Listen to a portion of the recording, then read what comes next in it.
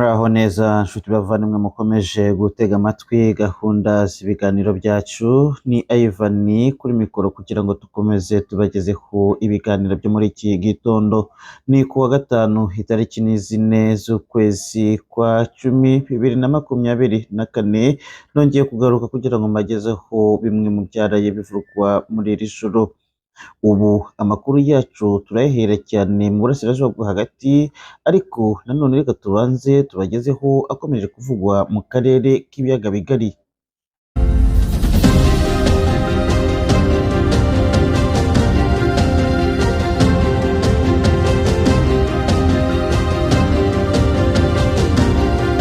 Muri Congo biravugwa yuko umujura kabuhariwe wari ugisibije mu ntara ya Kasayi ubu ari mu maboko ya leta. Bikavuga yuko muri Repubulika Iharanira Intwaro Rusange ya Congo habonetse umujura wahora wibaga kandi akanica uyu musore w'imyaka 30, akaba yafatiwe hafi y'ikibuga cy'indege cya Chikapa. Aha turi muri Kasayi. Biravuga yuko uyu musore yaje gufatwa mu gitondo, aho bavuga yuko yanabanje gukubitwa cyane kugeza aho yafashwe asa n'uwarwaye, akirukankanwa n'abashinzwe umutekano mu bitaro kugira ngo azabone kubazwa nyuma amaze kuvurwa. Bikavuga yuko yafatiwe hafi y'ikibuga cy'indege adafite na kimwe kimuranga, bikavuga yuko bishobora kuba byamwambuwe kuva mu ijoro aho yakubitirwaga yagiye gukora ubujura bwe. Gusa si abo gusa, baravugwa n'abandi bajura nanone babiri muri iri joro bo biba kibandi bitwaje intwaro, bikavuga yuko abo biba kandi bakica, kandi leta n'ubu ntako iraruha ibatunga urutoki. Bikavuga yuko muri iki gitondo nabo baramutse biba kandi bakigendera, leta ntacyo yigeze bavugaho. Tukiri muri Congo, reka tugere Kinshasa ku butumwa buva kwa Felix Antoine Tshisekedi, umukuru w'igihugu cya Repubulika Iharanira Intwaro Rusange ya Congo. Perezida w'iki gihugu yohereje ubutumwa bw'akababaro yifatikanya n'imiryango yo mu burasirazuba ndetse cyane mu ntara ya Kivu y'Amajyaruguru, aho ubwato bwaramutse burohama ku munsi w'ejo hari kuwa kane.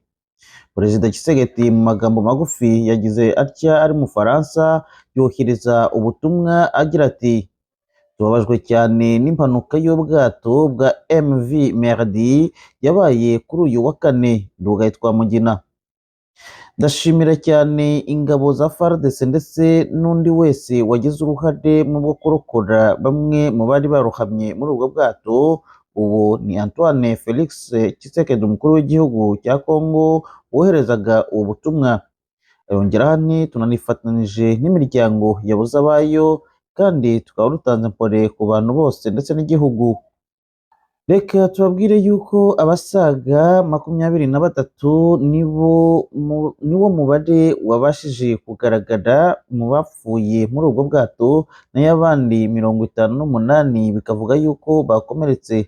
Gusa umubare w'abari muri ubwo bwato n'uyu munsi ukaba utaramenyekana, aho bamwe bakomeje kuvuga yuko umubare wasagaga abantu 500 bari mu bwato.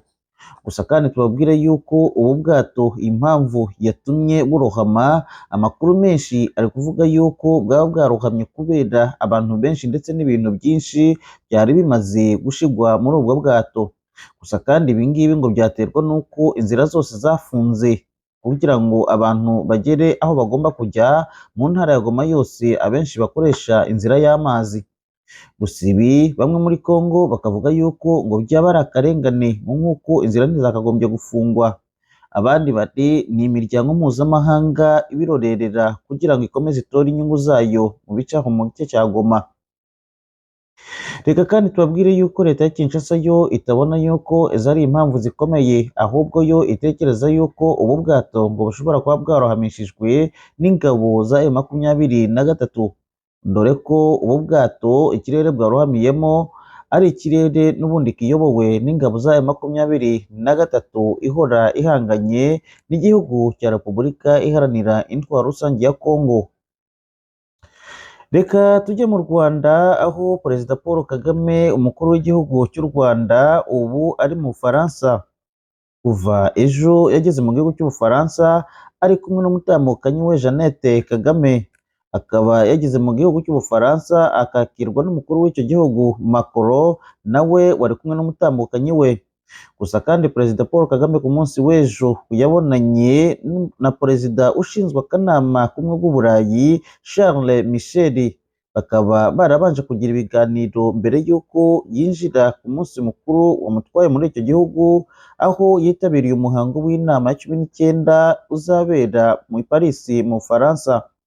Iyo nama ikazaba ari inama y'ibihugu bivuga ururimi rw'igifaransa izaba igiye kubera muri icyo gihugu cy'Ubufaransa.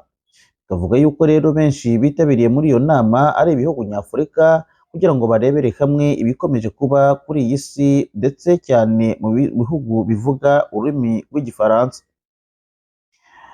Naho ku bijyanye n'amagara y'abantu mu Rwanda, ubu ikigo nderabuzima kiratangaza abantu 5 bamaze gukira icyorezo cya Marburg, bikavuga yuko aba 5 bamaze kugikira burundu.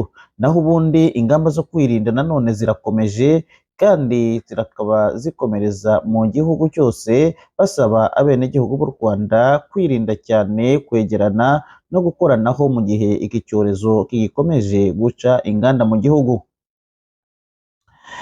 Reka tujye mu mahanga, aho amakuru yacyo nanone tuza kuyahera muri Israel, aho bivuga yuko nanone igisirikare cya Israel muri iri joro ryakeye cyashoboye gushora ibisasu bikomeye cyane kikaza kurasa ku mugwa mukuru wa Lebanon, aha turi Beirut.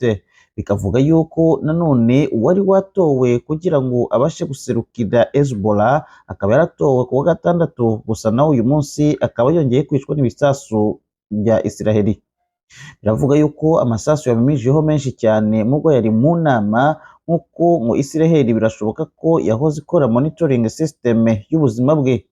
Ubu nawe akaba yongeye kwicwa kuri uyu munsi ugira 4. Ni gatoya gusa nyuma yaho kandi Israel yashoye ibisasu mu gihugu cya Syria ikarasa ububiko bw'intwaro bivuga yuko zari zivuye mu gihugu cya Iran zizanywe n'indege muri Airbase y'Uburusiya. Uburusiya hagati aho bwahise buhamagaza abantu baho bava muri Israel basaba yuko bovaho muri icyo gihugu, nk'uko ibishobora kuba ari akayobera bahinga.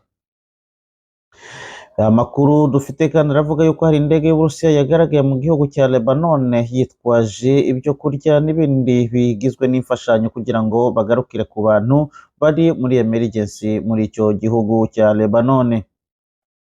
Reka nanone tukivuga ku ntambara ya Israel na Iran, twerekeze nanone ku cyo Amerika ibivugaho. Amerika yo ubu ikaba yatangaje yuko itari bwemerere ko Israel ishobora kurasa ibisasu byayo kuri facilities cyangwa se ku bigo bikomeye bishinzwe amavuta mu gihugu cya Iran.